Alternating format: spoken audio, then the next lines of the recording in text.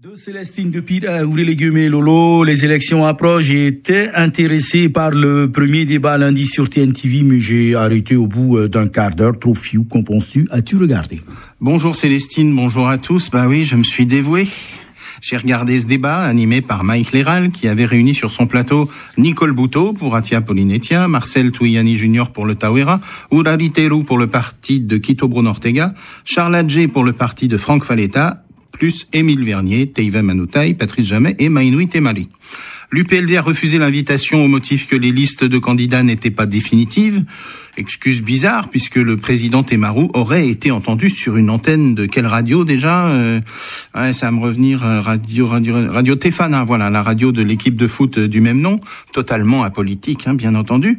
Bref, un plateau qui regroupait donc 8 autonomistes. Et quoi qu'on puisse penser de l'excuse de l'UPLD, ils ont dû bien rigoler, les cadres du Tavini et des partis associés, s'ils ont regardé ce débat, puisqu'il n'y a pas vraiment eu de débat. Il y avait un consensus assez général sur pas mal de sujets, mis à part quelques nuances lorsque certains prônent la relance économique par le secteur privé et d'autres par les finances publiques, ou lorsqu'on évoque un système de gouvernance révolu et que l'on appelle à plus d'intégrité avec les années FLOSS dans le collimateur.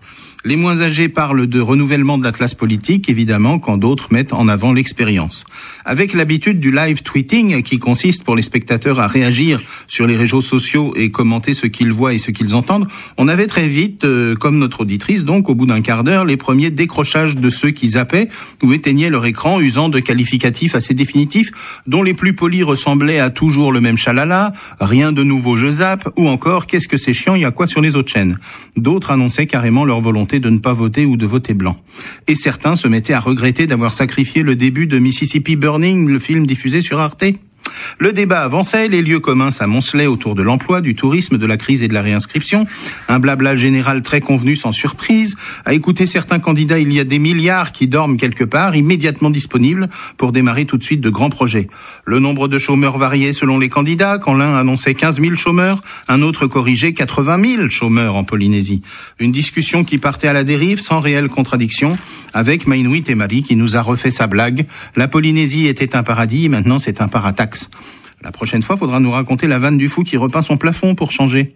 Je n'ai pas été jusqu'au bout. J'ai tenu 1h15 sur 1h30 et j'ai éteint ma télé quand Émile Vernier a lancé « Nous avons tous des solutions ».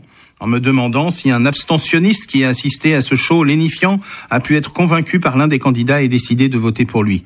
8 candidats autonomistes qui n'ont pas réussi à s'entendre et à s'unir, dispersés pour quelques petites nuances et quelques gros égos, et qui ont dû bien faire ricaner dans le camp UPLD. Ils doivent le savoir, pourtant que l'union fait la force. Ce soir, c'est le premier débat sur Polynésie Première. Je serai fidèle au poste, en plus c'est présenté par Lucille, et on verra bien si l'esquisse d'un renouveau se fait sentir chez les uns ou chez les autres.